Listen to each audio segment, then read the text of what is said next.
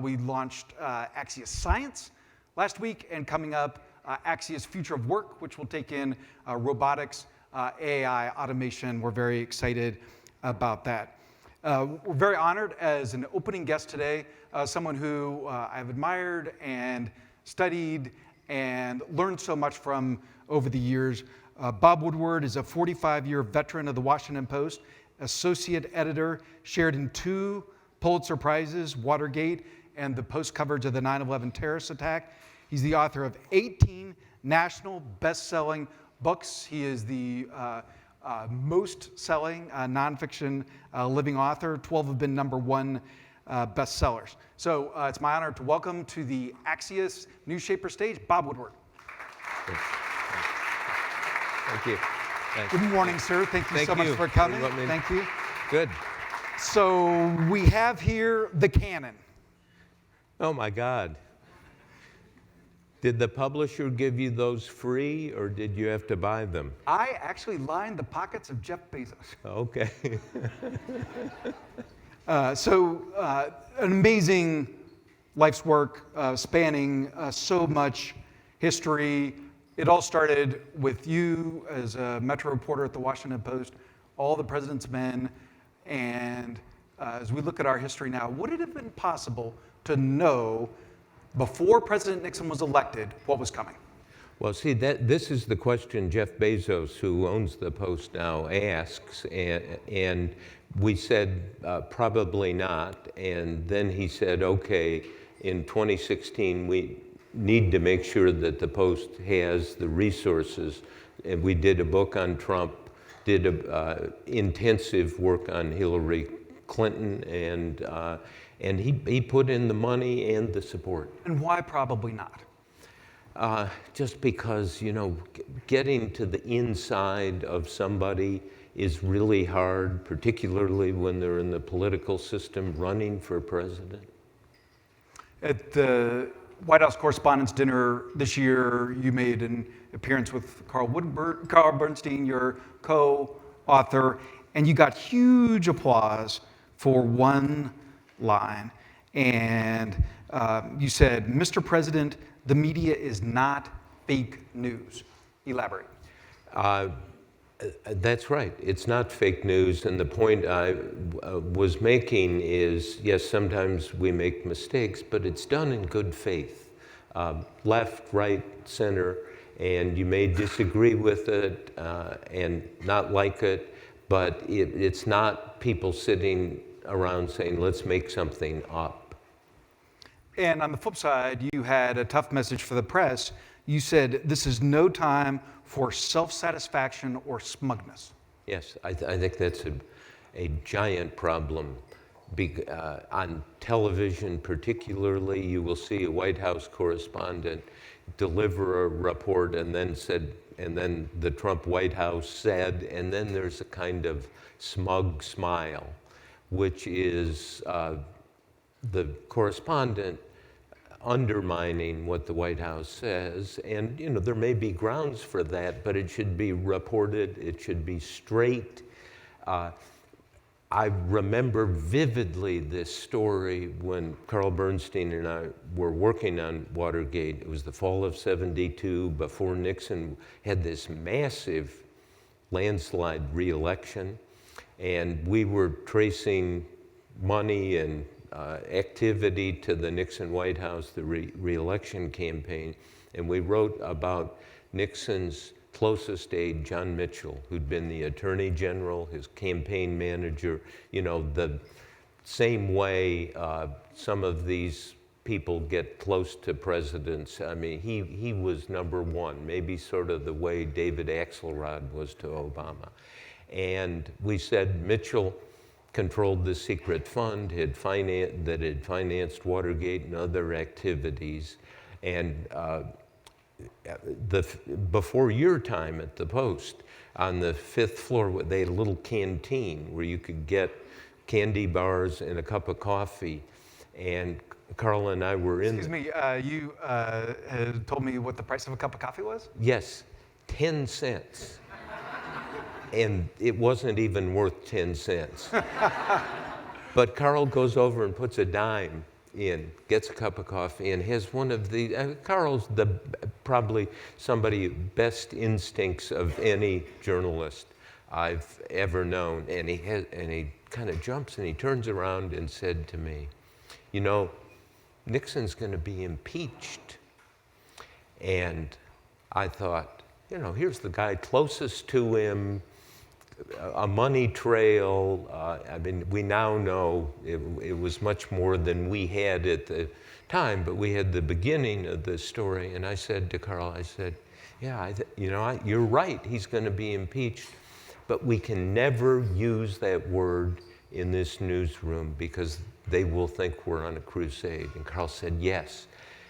For 1 year, no one talked about impeachment of Nixon, and there was voluminous evidence, and it was only after the Saturday Night Massacre when Nixon fired the special prosecutor that the House of Representatives really in earnest began an impeachment investigation. So we're now in this world with Trump's problems, which are real and need to be examined, but I think there's so many people are treating the Trump presidency as if it's a tryout, as if it's provisional. I was reading a column this morning and it said Trump half won the presidency because he did not get the popular vote. Well, that's not, he's president. Odds are he's probably going to be president for a full term, 4 years, maybe even more. And there's hyperventilation. There's this kind of sense of too many people writing things, or when's the impeachment coming? How long is he going to last? Will he make it through the summer, and so forth? Now, there may be stuff that comes out, but it's got to be hard evidence. And I worry for the business, and I worry for the perception of the business by people, not just Trump supporters, but people, they see that kind of smugness that, they're talking about, he was elected. The Constitution kind of says he gets, not kind of says, it says he gets a full term. I think you can ride both horses. Intensive inquiry, investigation, not letting up is, the Washington Post has done some magnificent reporting on the inner workings of the Trump White House. And at the same time, realize that it's not our job to do an editorial on this. You were spotted going into Trump Tower during the transition, like you're always around Washington. Are there times that you feel like he feels like a provisional president? That I feel provisional? No. Does he feel like he's not only half elected? I mean, in the end, we're not psychiatrists, thank God. And we shouldn't try to be. What's inside? I've just interviewed him once at length during the campaign. I think you have to have kind of a presumption of goodwill on his part. He may do things that are wrong, and he may not be in control of the presidency the way he should be. But I think he gets up in the morning and thinks, how do I do a good job? How do I make America great? Now, but we don't know that. So you have a visceral connection with presidents. You're a historic figure yourself. You spent lots of time with all the presidents of your career. I remember President George W. Bush telling you, I'm counting here, he said 4 words that said everything about him. He said, I'm a gut player, right? Yes, he said that to you. Yes, right. Without giving anything away, what was your measure of Trump? What was your feeling about him? What did he exude or exhibit to you? Boy, easier to describe the creation of the universe. A complex figure, and somebody who wants to make him simple, I think is wrong. We asked him about Nixon, why Nixon failed, and he said, because of his personality. And I was jumping in the chair and said, well, what about the crimes? And Trump said, oh yeah, that too. At the same time, he has a charm and he has a directness. We asked him about kind of power. You know, what's power? And quoted some things Obama had said about power comes to the United States because of its humility and restraint. And, you know, Trump is, and then he said, I mean, it's one of those moments where he said, real power is, I hate to use the word, but real power is fear. And I think this is the businessman in the White House, that you need to scare people. And I think it's a mode of operating. I think fear is useful. I think Obama, I remember once the British Prime Minister, I asked, what do you think of Obama? Oh, I love him. He's so smart, but no one's afraid of him. And I think that hampered Obama, particularly on the world stage. People knew he wasn't going to go to war. And he sent that message to the Putins and Assads of the world, and they kind of said, okay, we've got a free run at this. Based on this canon, you've interviewed every one of our great national leaders. Real power is fear. What else would you put on that list?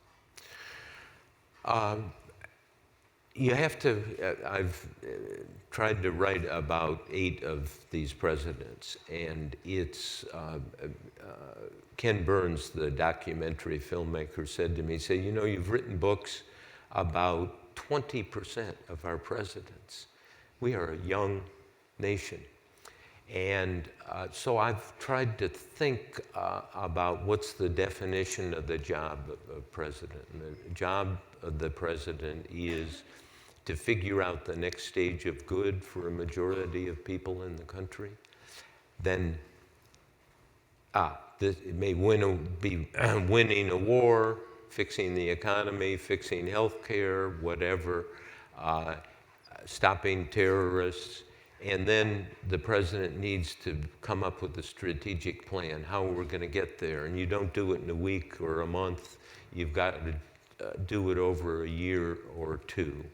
And a president who really has a strategic plan has a much better chance than one who just crisis manages. You look at Ronald Reagan, whether you like him or not, he had a strategic plan. He's going to build up defense. He's going to cut the size of government, and he's going to cut taxes. Well, he did build up defense, and he did cut taxes. He did not cut the size of government, but he got 2 for 3, and that's pretty good. You've said that some reporters, not from the New York Times or the Washington Post or Axios, are binge drinking the anti-Trump Kool-Aid. Yes, there's a frenzy, and I worry. I know enough and have talked to enough Trump supporters. They just hate that. They hate that kind of gleeful celebration that comes when people do a good story. Ben Bradley, the editor of the Post, you knew, and I knew so well. And the night Nixon resigned, Ben is running around the newsroom. Don't gloat. No gloating, no, you know, and Ben actually said, you know, the resignation of a president for all this criminal behavior is a national tragedy and setback. And so don't bask in it. Yeah, we do our job, but then step back. You mentioned Jeff Bezos, who now owns the Washington Post. What's the most important thing that Bezos has done for the Post? Money makes a big difference.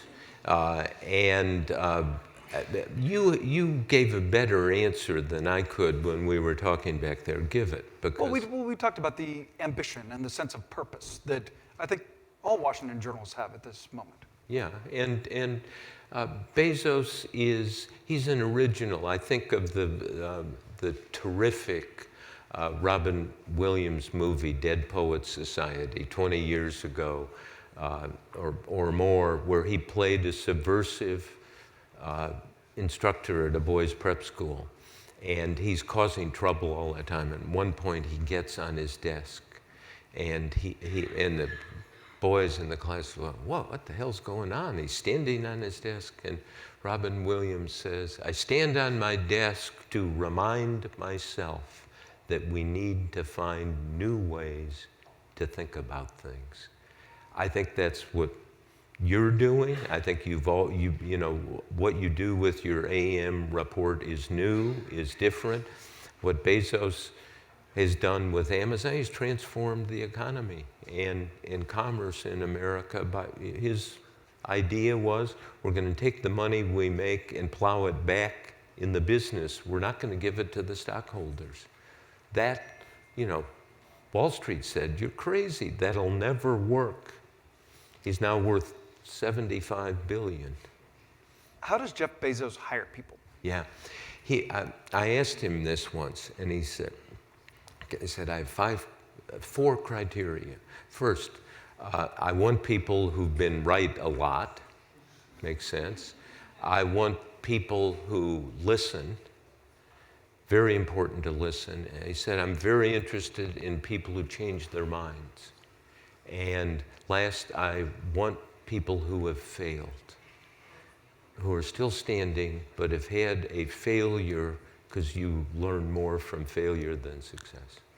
Backstage, you were kind to say that you read Axios AM, Mike's Top 10? Yes. You've done something. You know, you're the Robin Williams of journalism. You have everything but the sense of humor. But you're doing new things, and you know that we live on what's new.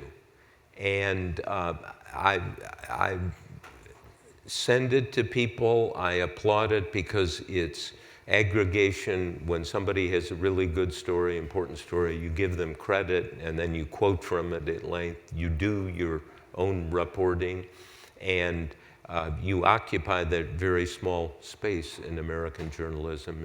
It's neutral. You don't have at least to my knowledge, I don't think you have a dog in the political fight. Well, thank you. And when my partners Jim Vandehei and Roy Schwartz talked about Axios, our idea was to do something truly new. And you've done that over the years with this, and we appreciate your being supportive of Axios. Okay. As we say goodbye, you teach journalism students. What is something you've learned from your students? Oh, wow. You learn every day, and you learn that when I tell them, I teach this journalism class second term at Yale, and I say, get out of the library, because they're all immersed in the library. That's what college is about. And go look at something going on that's broken at the university or in town. And they found things about the university endowment, about criminality, about drug use, and so forth. And I think the administration really hates what I do. What's something that scares you? What should we worry about? Yeah, we should worry about leadership vacuum in the world, in politics, in the media, in business. The one institution in the world that's led well, I think, is the Catholic Church. The new Pope, I don't know this, but I think when they elected him Pope in the secret Cardinals conclave, there was an old guy there who said, you know, the church, this is 4 or 5 years ago, is identified with pedophile priests. We need to turn the page.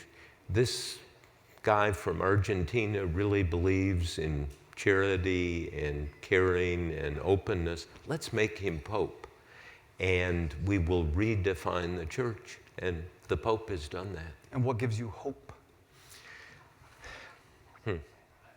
My wife and family. I've done journalism for 45 years, and the hope is, I keep worrying they're going to say, it's time to retire. And they haven't said that yet. And that's hope and appreciation. What's your next book? Not telling. Bob Woodward, such an honor. Thank you very, very much. Thank you for your great work.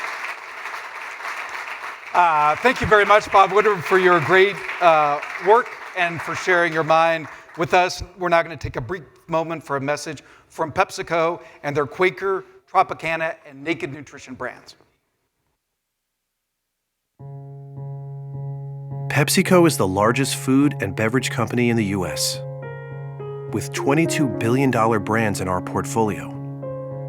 We're committed to helping America grow, with already half of our annual net revenue of nearly $63 billion in 2016 coming from the U.S. PepsiCo employs over 264,000 people worldwide. In the U.S., over 100,000 of those jobs are spread across 2,000 locations in all 50 states. Thousands of our employees are veterans, and we are dedicated to giving those who served our country opportunities once they leave the armed forces. PepsiCo is also determined to help our industry partners, big and small, grow to their full potential. In 2016 alone, PepsiCo was the largest driver of growth among U.S. food and beverage retailers, with 25% of our revenue generated by our everyday nutrition products. And by 2025, we will transform our portfolio to further reduce added sugar, lower salt, and saturated fat, provide access to even more nutritious foods, continue to reduce our environmental footprint, and empower women and girls worldwide. At PepsiCo, it's our belief that to do great things for our business, we must also do great things for society at large. So, as America grows, PepsiCo is there to grow with it and for it in every way we can.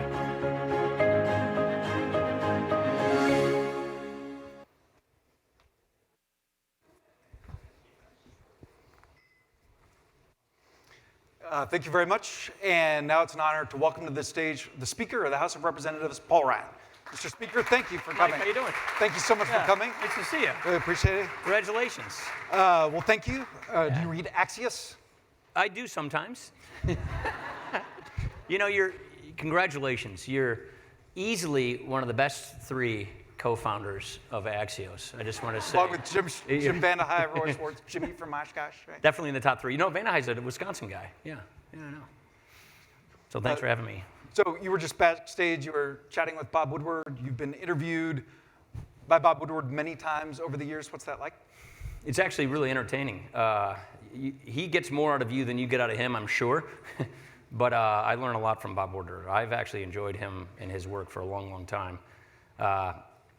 There aren't many people who can sort of see around corners and in and out of scenes and venues like Bob can. He's been doing it a long time. So the top book here. Yeah, I was going to say, what do you got there? The Price of Politics. So this is his canon. So The Price of Politics, this is President Obama and the House Republican leadership. You're extensively in there. Right. We talked a lot in those days. So question that Bob Woodward had for you. You became the 54th Speaker of the House in October of 2015. What is your greatest accomplishment? Well, first of all, we were in disarray and we unified. I think that was important. Since coming to office, I think we had to figure out how to make divided government work with Obama. We had to make sure that we didn't have government shutdowns. We had to make sure that we got things done. I think that was important. I like the way we ended the year with Obama on cures and opioid. That was a big issue everybody believed in. It had been years in the making. It wasn't going to get done. It's always easy to kick it on to the next administration. So I like the way we ended on that. Now we've got to go from becoming an opposition party to being a governing party.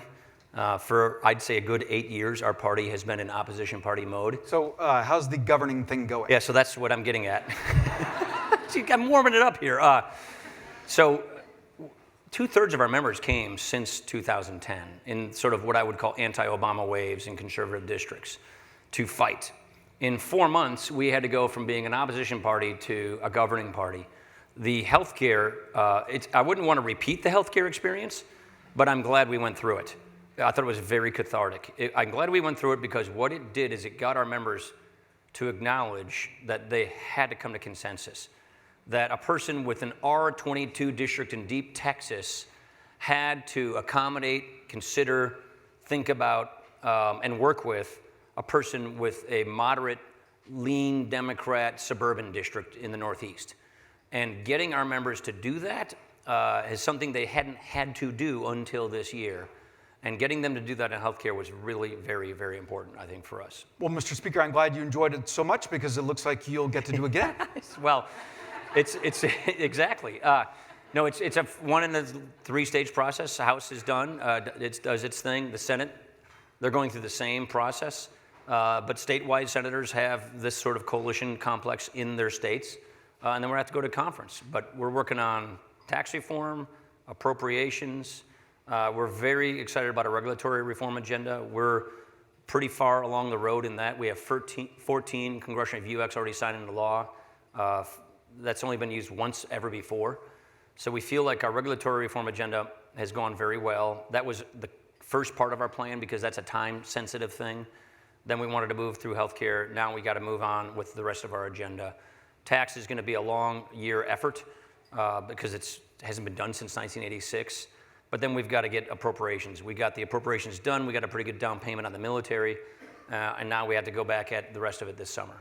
So the lead of Axios AM today, Mike's Top 10, a person close to the Republican congressional leadership, told Jonathan Swan that this is going to be the autumn of discontent for Republicans, that you'll come back from the summer break and you will not yet have, based on the calendar you just articulated, you will not have a major accomplishment. Oh, I wouldn't say that at all. I disagree with that completely. I mean, I heard you said that this morning, so I brought an email. Look at what we've done already. Number of bills passed out of the House in the first 100 days of a new presidency, 22 in Bush 41, 28 for Clinton, 42 for George W. Bush, 94 for Obama, 103 for House Republicans in the first 100 days. Laws signed into law in the first 100 days. 18 for H.W. Bush, 24 for Clinton, 7 for George W. Bush, 15 for Obama, 30 in this Congress. 30 laws in the first 100 days.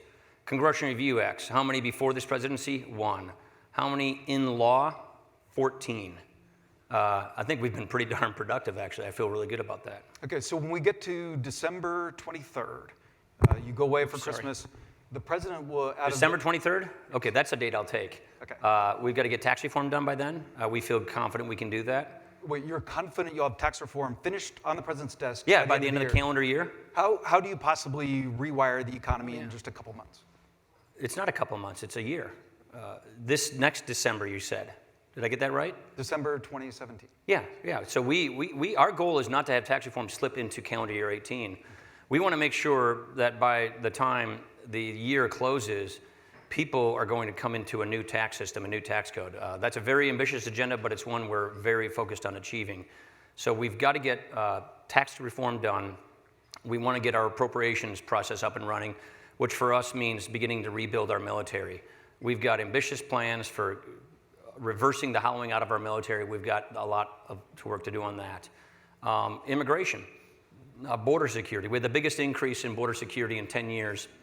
In this last appropriations bill, we want to improve upon that work. So, and not to mention the healthcare law, the Healthcare Act. So there's a lot that we have on the plate. I would say come January, if we've taken 14 regulations off the books that were costing jobs, producing uncertainty, we've begun our process of rebuilding our military, we cut people's taxes and cleaned up the tax system, and we fixed healthcare from a collapse, that's a pretty good year. That's a pretty darn good year. That's the year we're on track for achieving. That's the year we're focusing on. Now, you had the white knuckle passage of the healthcare bill the first time. It'll come back from the Senate. There's no sign that it'll be in a form that's more appealing to your members. How do you possibly rework that Rubik's Cube this fall? Yeah, it's definitely a Rubik's Cube, but I think people realize what happens is, and there's two reasons why we wanted to do healthcare first. The first one was insurers were telling us we need to submit our rates or our plans for 2018 between April 30th and June 30th for the states. And so we're in the middle of that window, and what are we learning in that window? The thing is collapsing. Aetna, they're gone. They pulled out. Humana's pulled out. United's pulled out. Iowa, nobody's left. You can't get an Obama exchange plan in 94 of the 99 counties. So what we're seeing is another round of even higher double-digit premium increases, pullouts, and the co-ops are collapsing. So I think what's happening is people are beginning to realize, and as the summer unfolds, people are going to begin to realize this law really is in a tailspin. This is a rescue mission. We have to intervene and step in front of this crisis so that people who are out there in the individual market can actually get affordable health insurance, can get a plan to choose from, and they're losing that very quickly. So I really do believe that the dynamic is such that yes, the Rubik's Cube is hard, and I assume the Senate will change a bill. That's how legislating works. But I think our members have traveled a long journey in the last few months to realize you can't get everything you want. This is clearly better than the status quo. It fulfills our promise, one of the most prominent promises we made, and the system's collapsing. We've got to do something. In Axios AM today, that smart Republican talked about that rally that the president had in the Rose Garden after House passage of health reform. They called it the Bon Jovi rally because you're halfway So you there. just put Bon Jovi in my mind right now. So I'm thinking of one of those cheesy songs. So do you worry now that Republicans will get the blame for anything that people don't like about healthcare, including higher premiums? Look, I think there's a silly attempt by the left to say the current problems in Obamacare are Republican problems. That's not credible. I don't think that's going to work. It will take time to phase in. Just take the House bill we passed. It takes about 3 years to bring in a new system, but it will bring stability to the marketplace. Our risk insurance program that starts in 2018 helps stabilize the marketplace, helps bring premiums down. But sure, if we pass something that's partisan because we're using reconciliation, the Democrats have made it clear they're not interested in working with us on this. I'll accept that we will get hit for this, but we're in leadership. We don't have a choice. We got the majority. The country gave us this responsibility. And what are we supposed to do? Just sit back like politicians, let the thing collapse and say, it was Obama's fault? I just don't think from a moral standpoint that's something we can do. So we have to intervene to fix this problem because real people are actually getting hurt in all of our states and districts. So this is a serious problem. It requires a serious answer and solution. And I really fundamentally believe that our bill makes healthcare much, much better for people. And it makes it more stable. I talk to the Blues, we talk to insurers, doctors, hospitals all the time. They see a serious problem right now. And if we intervene and replace it with patient-centered healthcare reform, that will help lower costs and, yes, give people with pre-existing condition peace of mind and affordable health care, then I think we did our job. And if we get blamed for this or that, that's the responsibility. That comes with the responsibility. And what is the likelihood that you get there on healthcare, that you get something to the president's desk? I feel like we can do it. I really do. I mean, everybody says that the Senate's so narrow, but I think people in the Senate realize just how important it is and the responsibility that we have and the promise that we made. And don't forget, I'll say it again, it's juxtaposed against the fact that the status quo is not working. It is unsustainable. And so infrastructure then slides to 2018? I don't know what the timing of that will be as much because we have to come up with the fiscal space for that. But that is clearly a priority. So is welfare reform, upward mobility, and poverty. So we've got a pretty big agenda, and we know it's going to take the full 2 years to work on it. So Axios' Jonathan Swan reported this morning that Treasury Secretary Mnuchin met yesterday with the Freedom Caucus in the basement of the Capitol, along with other House conservatives. He made it clear there, what's been clear for some time, that the White House opposes the border adjustment tax, which is an important part of your tax plan. The chairman of the Freedom Caucus, Mark Meadows, tells Jonathan Swan that it is a major impediment to getting tax reform. When are you going to fold on that? So I spoke with Steve last night and Meadows. What Steve Mnuchin says is what he always says, which I agree with. They don't support it in its current form. I've long been saying we don't want to precipitate a 25% currency appreciation overnight. We know that this can't be. The intention of the blueprint was not to say we are going to require 25% of currency appreciation tomorrow. We know that there are import-sensitive industries, retailers that could be severely disrupted if this is done the wrong way. So what we're trying to do is go through Ways and Means, Finance, the White House. How do we blend these approaches? How do we phase things in? What do the alternatives look like? So I don't see this as anything like folding. I see this as how do you collaborate to get the best possible tax code that you can pass? We agree on 80% of tax reform right now already. Lower rates as far as possible on businesses. Go to a territorial system. Get as close to immediate expensing as you possibly can because we think that's good for manufacturing. Simplify the code from 7 brackets to 3 for individuals. Get rid of the death tax. Simplify it with raising the standard exemption so 96% of Americans don't have to itemize and they can do their taxes on a postcard.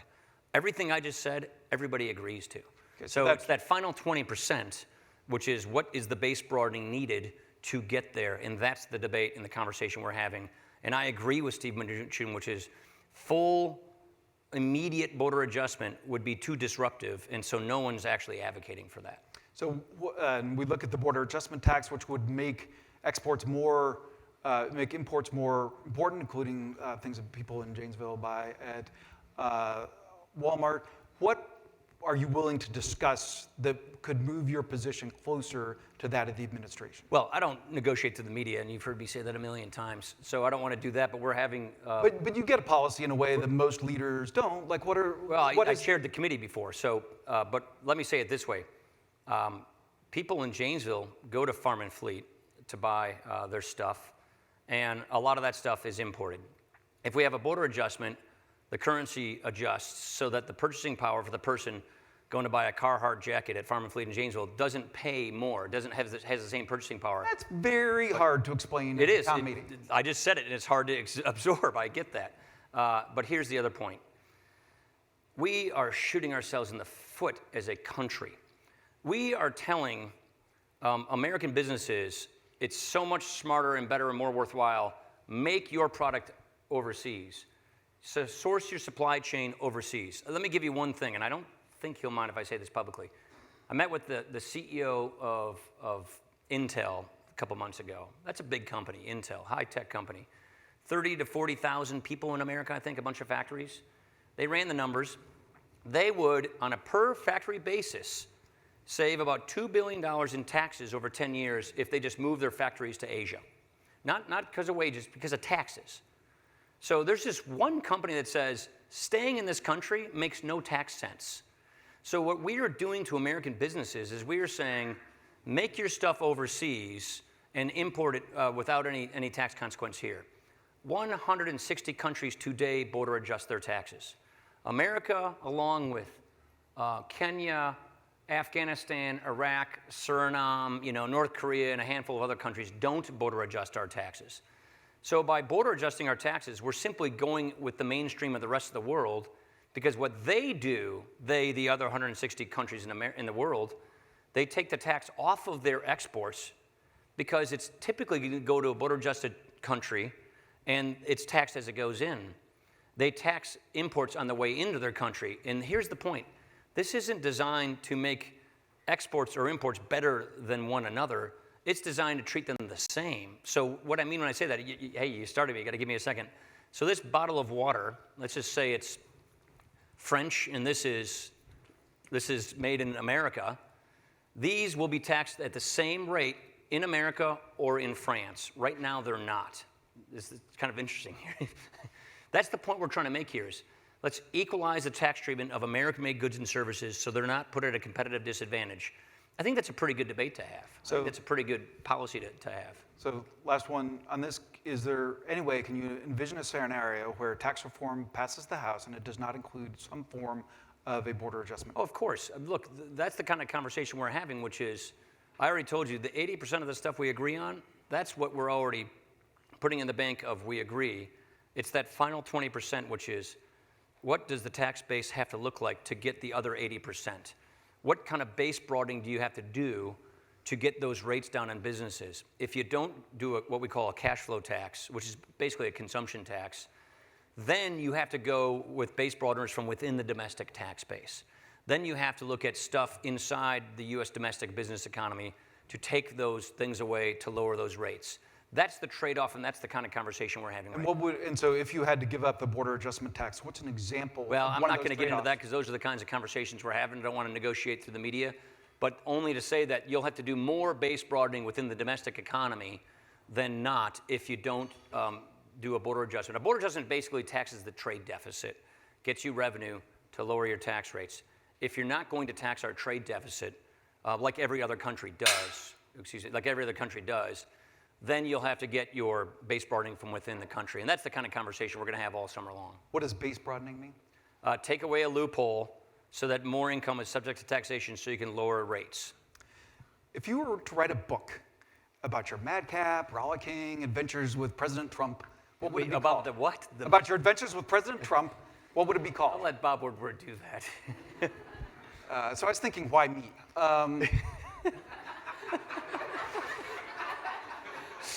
You told me one time that President Trump referred to you as a Boy Scout. What did he mean by that? I took it as a compliment. I don't think it was meant that way. We're just different people, you know. I'm a Midwest guy. I'm a devout Catholic. I'm from a small town. I live on the block I grew up on. I just have a different upbringing background. We're just very different people. But I've learned in Congress, you get to learn and know and work with a lot of people who are very different, and that's the rich experience you get. What is his best quality? His best quality is his energy and his engagement. I watched that in healthcare, actually. It was pretty impressive. I've never seen a president, this is the fourth one I've served with, get so deeply engaged on a person-to-person basis to help achieve a goal. When he sees a goal that he wants to achieve, healthcare is a perfect example, he really focuses on it, and he has no pretension about him. He's not a pretentious person at all.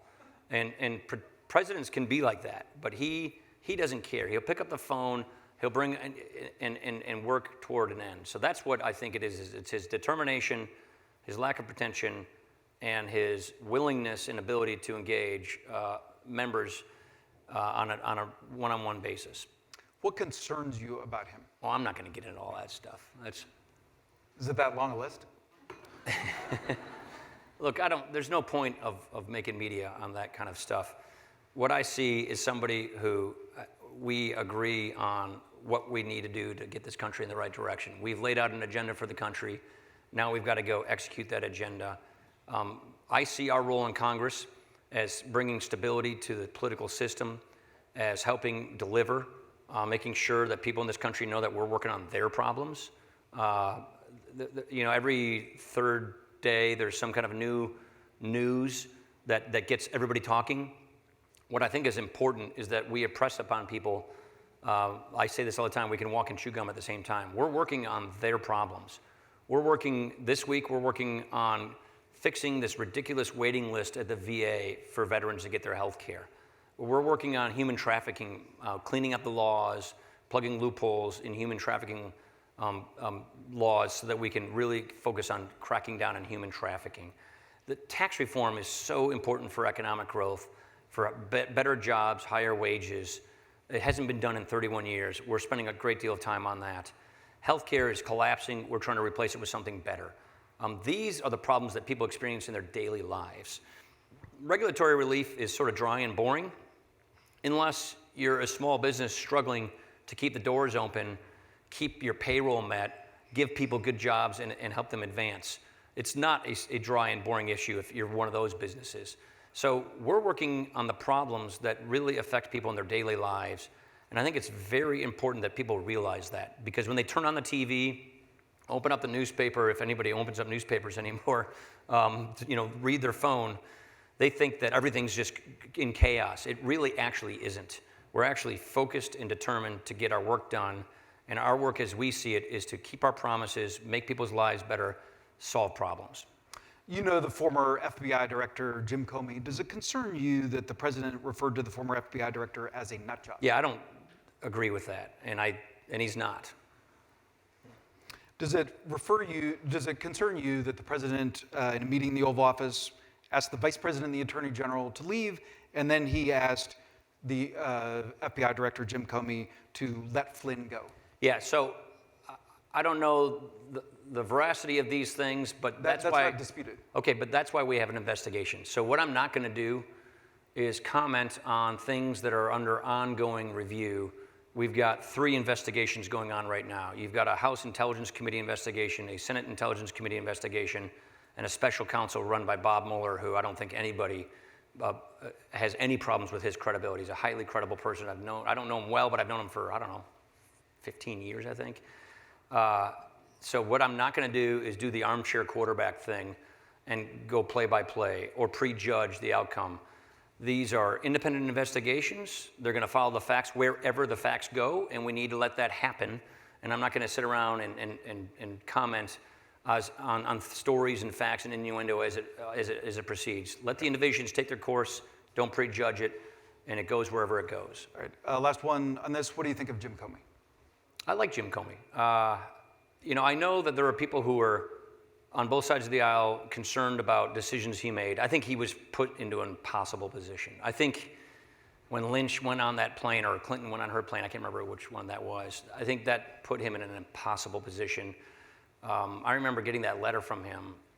It's like October 28th or something like that. I can't remember the date. I was campaigning for some House Republicans in California at the time.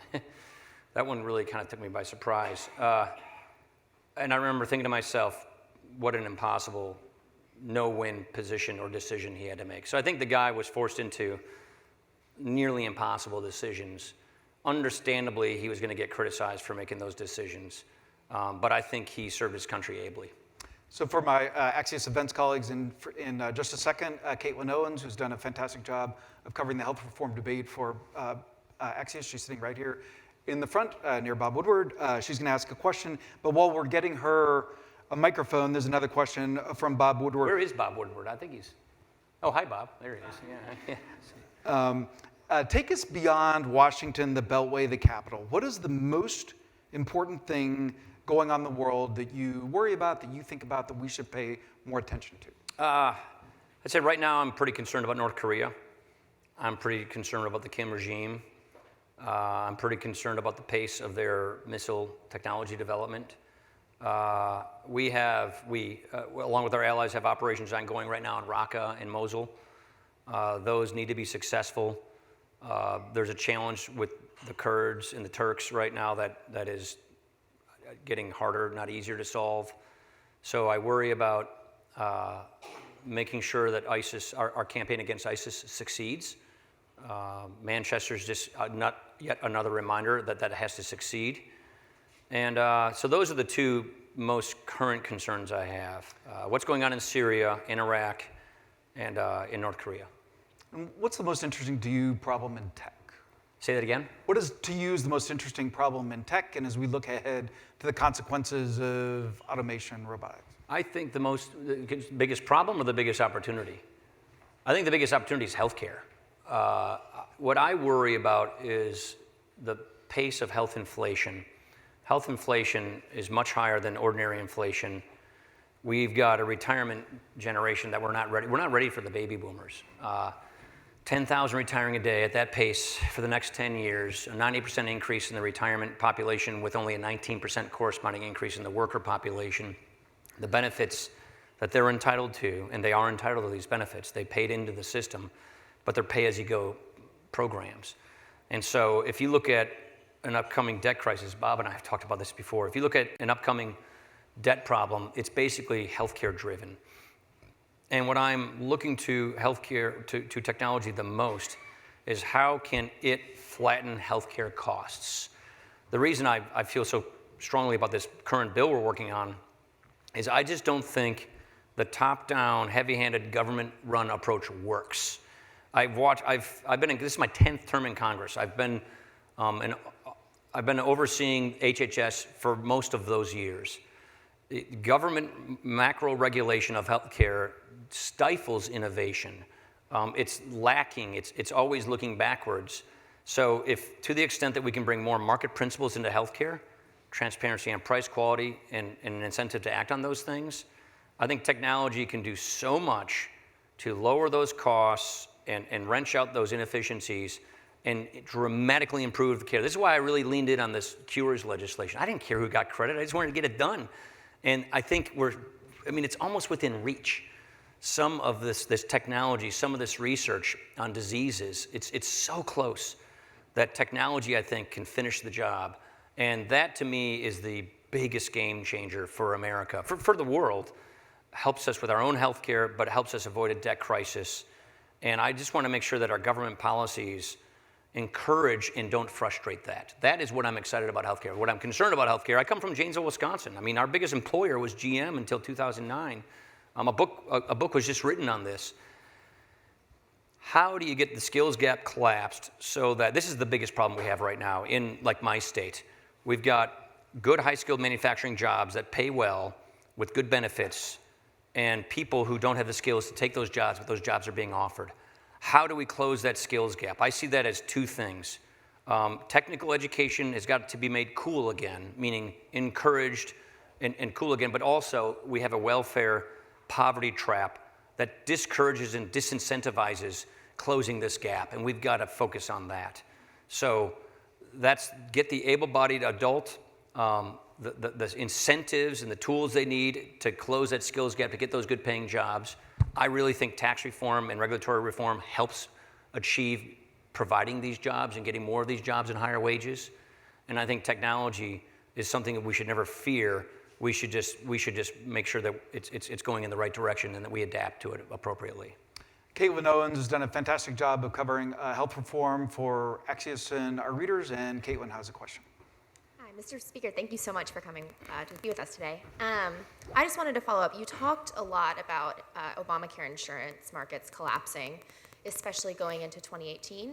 There is a filing deadline next month for whether insurers are going to continue to participate in exchanges. But one thing insurers have talked a lot about is how they need these insurer subsidies that are part of Obamacare to be paid. CSRs you're talking about? The CSRs, Yeah. And there's been news, this week you delayed a lawsuit addressing those CSRs. Are you working with the White House to make sure those are paid? We are. Because we're in a lawsuit, this is a separation of powers lawsuit, I've got to be careful. We just filed a status on Monday, I think we filed it. Because we've passed this bill out of the House and we're waiting for the Senate to act on it, I think we'll get an extension because this is unresolved, but we're making a difference in resolving it. We are working and coordinating with the White House to make sure that I want market stabilization. CSRs is one way, but if we don't replace this law, it's just not going to work. You talk to the actuaries at these insurers, which is something I actually enjoy doing. It just sounds like how weird I am. It's really not working. The whole deal was we're going to make young people overpay for their health care to subsidize everybody else, and this mandate will work. Well, they didn't do it.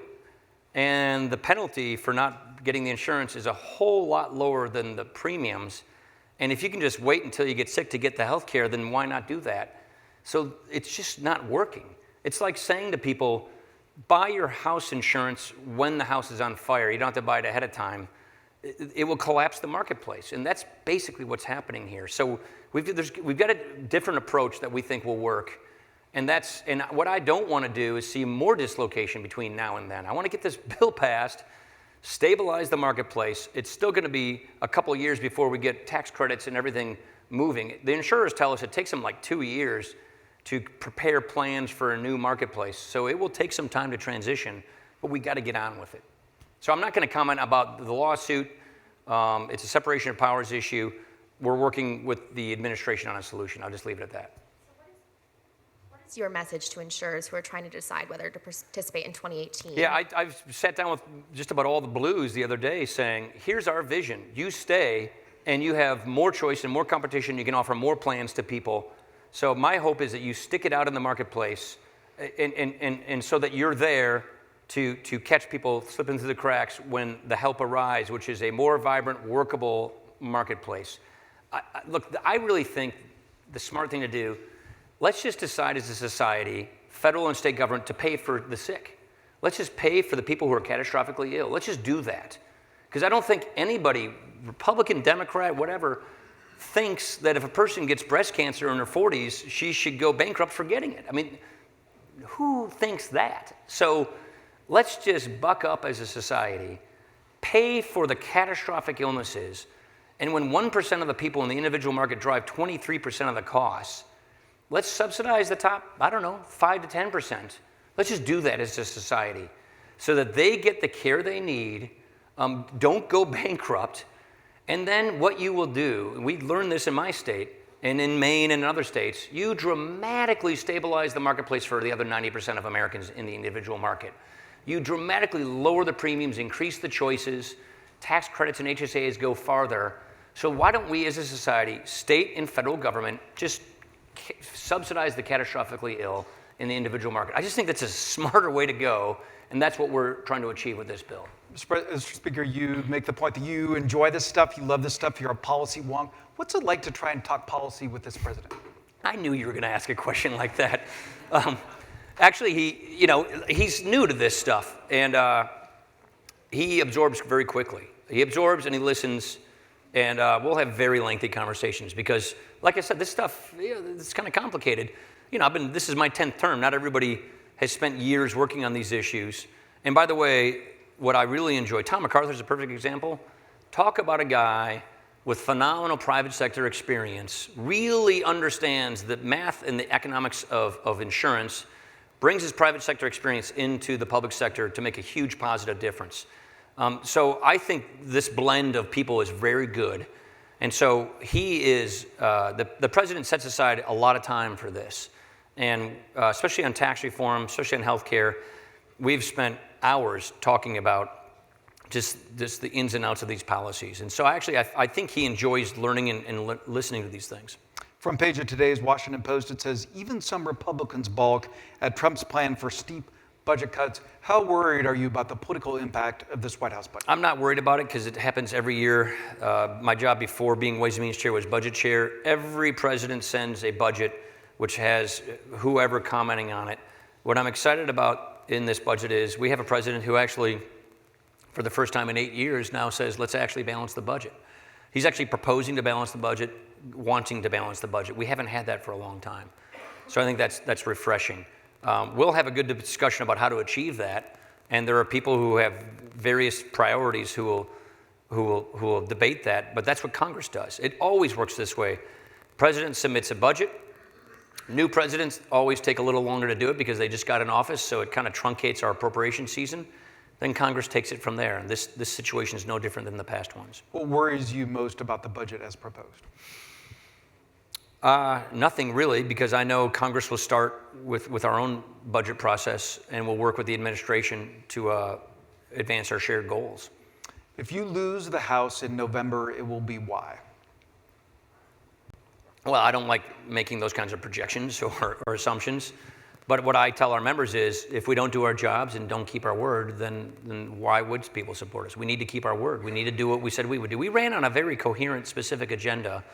The reason we did it is because we believe in it. We think it's the right thing to solve people's problems, to get America on a better track, to make us more prosperous, to make the country stronger and more stable, to fix our military, which helps our foreign policy.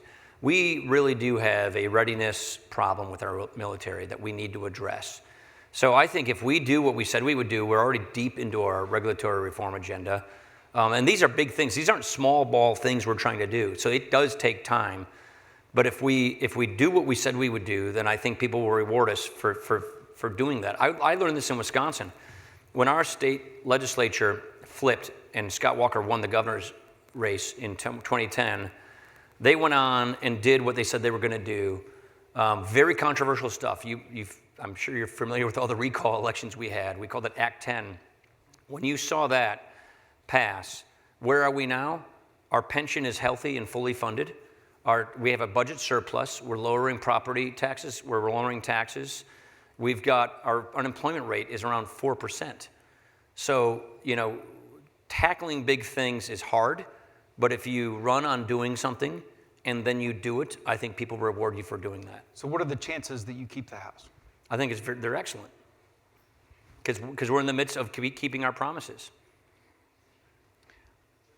So during the campaign year, you put out a document, Your Own Better Way, and it talked about a confident America. But it turns out America isn't confident, right? America's worried, right? Yeah, I think America is excited about becoming confident. I think America wants to be confident. And what does that mean? They look at the future and they're more confident about their lives. So how do you get that? I think having an economy that hasn't hit 3% growth since before the recession undermines confidence. If we can get an economy that gets up to that 3% growth rate, then what happens is wages go up. Without getting into all the details. But wait, you're more honest than most leaders, or than a lot of leaders. 3% growth is not super feasible.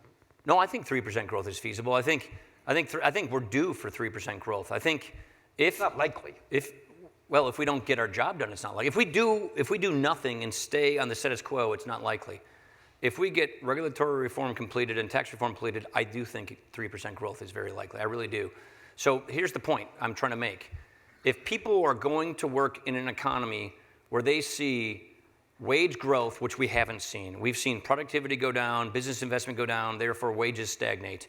If we see wage growth go up, if we see economic growth go up, and if we see our military rebuilding itself and a foreign policy that is confident, that is designed to keep us safe, and we have an expanding, growing economy, and we are focusing on upward mobility and attacking the root causes of poverty, I believe people will feel more confident about their country.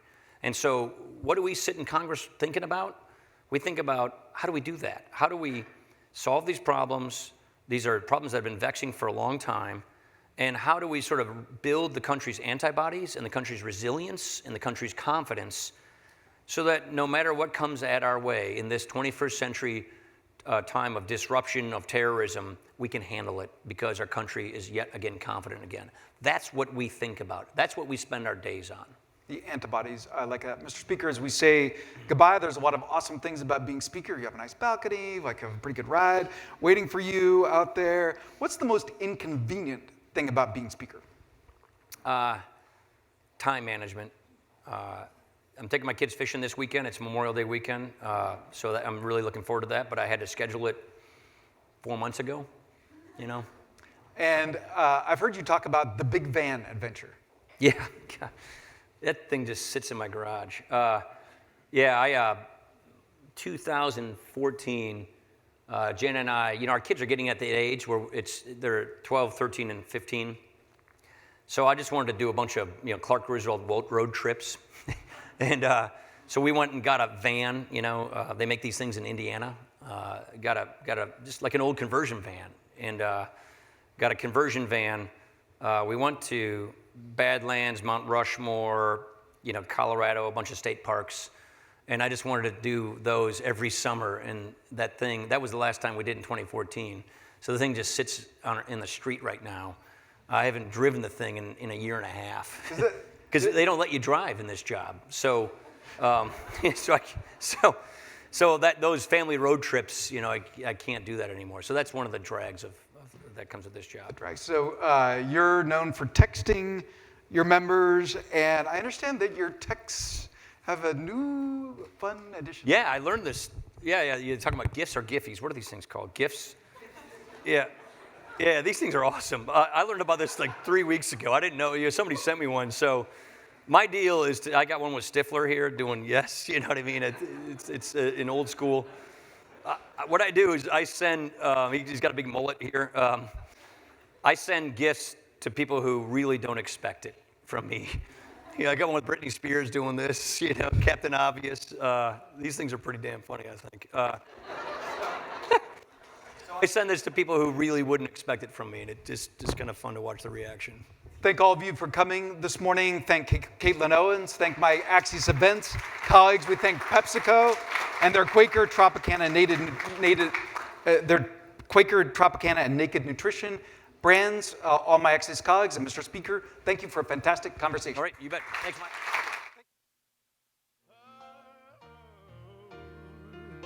This time we'll take it slow, take it slow. This time we'll take